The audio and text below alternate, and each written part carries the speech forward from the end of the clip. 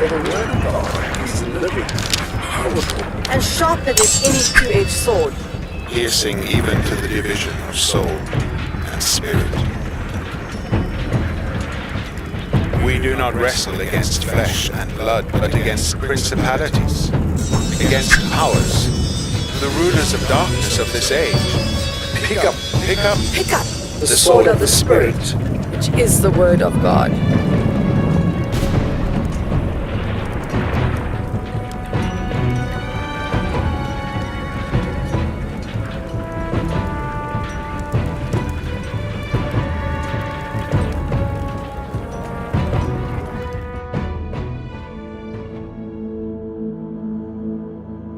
In AD 122, the Roman Emperor Hadrian decides that he's going to build a wall across the north of England.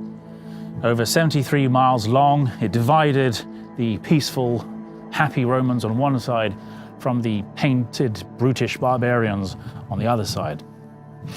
In the same way, the Word of God helps divide our sinful nature on one side from our godly nature on the other.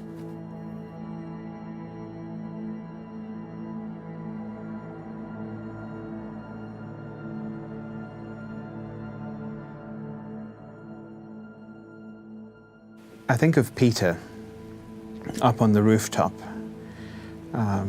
thinking about his mission, where he needs to go, what he needs to do, the people he needs to be speaking to, and he has quite a small picture of that. And God has to get inside his head, if you like. He has to get into his way of thinking. And to do that, of course, he gives him a dream with all these animals in a sheet. He has to separate Peter from the way that he sees and understands the world, the way that he thinks about the world, how he thinks about people who are like him and people who are different. He needs to move Peter out of an us and them kind of approach, because us and them often is difficult for God's kingdom. Peter needed to be separated, divided, if you like, from his way of thinking that said Gentiles were not part of God's kingdom. And if they had any chance of being part of it, they needed to become just like Peter. We would go out 3-4 hours away from where we lived, and we would go and stay in the village, work with the people, and then come back. And the one time I went alone with our colleague and a few other people. The car was full coming back, and as I was driving, I felt there's something wrong with this car. And we stopped and we looked, couldn't see anything wrong.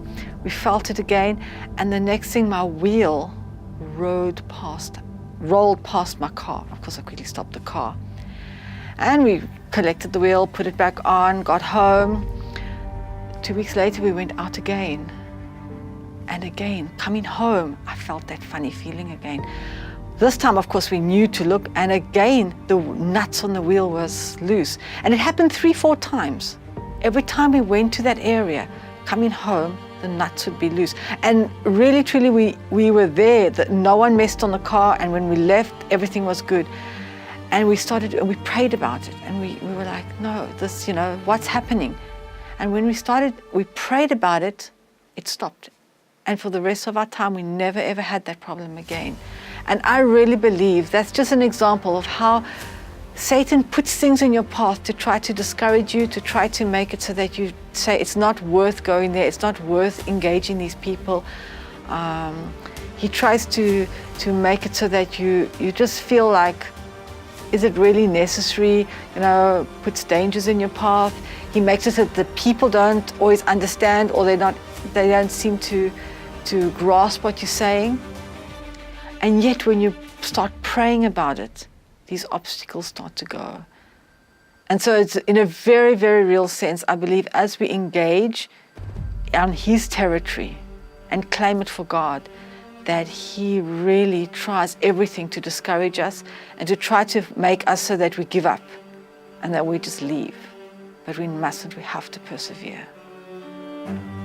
Perhaps one of our greatest temptations as believers is the idea that we are completely and wholly given over to God, and that there is no part of us that we hold in reserve or that can ever be questioned.